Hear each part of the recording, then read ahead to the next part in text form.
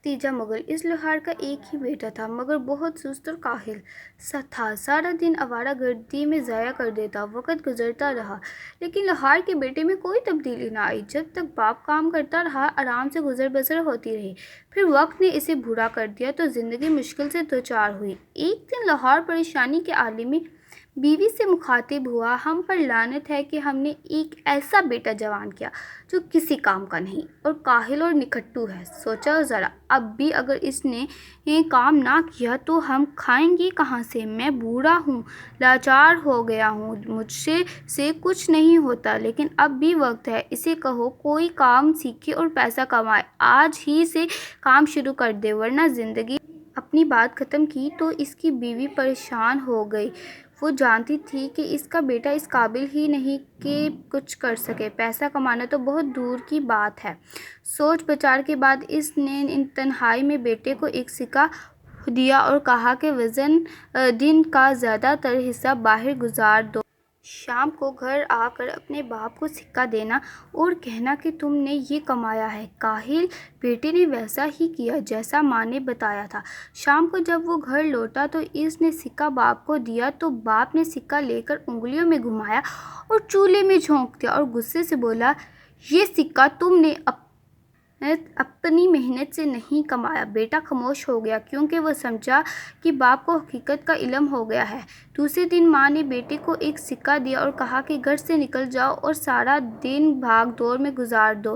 شام کو تمہارے چہرے پہ تھکاوٹ ہوگی تو تمہارے باپ کو یقین آ جائے گا کہ یہ سکہ تم نے اپنی محنت سے کمایا ہے۔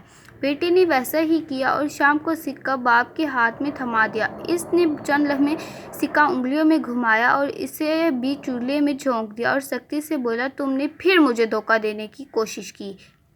یہ سکہ تمہاری محنت کی کمائی کا نہیں ہے۔ ماں نے محسوس کر لیا کہ اس کے بیٹے کو کچھ کرنا ہی پڑے گا کیونکہ جب باپ نے سکہ آگ میں پھینکا تو بیٹے کے چہرے پر پریشانی کے کوئی آثار نہ تھے۔ اگر یہ سکہ اس نے اپنی محنت کی کمائی سے کمایا ہوتا تو وہ پریشان ہو جاتا۔ ماں نے بیٹے کو سمجھایا، اب تم جان چکے ہو کہ اپنے باپ کو بے وقوف بنا نہیں سکتے، اسے مزید تکلیف مت دو، جاؤ کوئی کام ڈھونڈو۔ یہ پرواہ نہیں کہ تم کتنے پیسے کماتے ہو، جو بھی کما کر لاؤ باپ کو دو اور اسے بتاؤ کہ تم اپنے پاؤں پہ کھڑے ہو گئے ہو۔ بیٹا خاموشی سے چلا گیا اور ہفتے بھر مختلف جگہوں پر کام کیا۔ جب اپنی محنت سے کچھ پیسہ اکٹھا کر لیا تو اس نے باپ کو لا کر دیا۔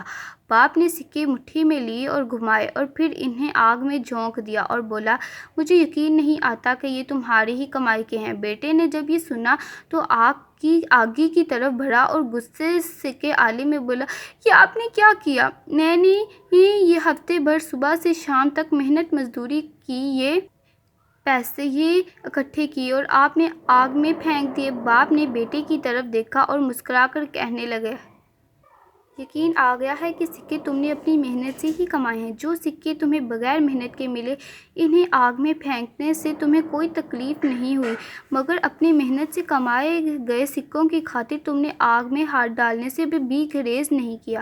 اب میں اپنے بیٹے سے شرمندہ نہیں بلکہ مجھے اس پر فخر ہے کیونکہ وہ محنت کرنے لگا ہے۔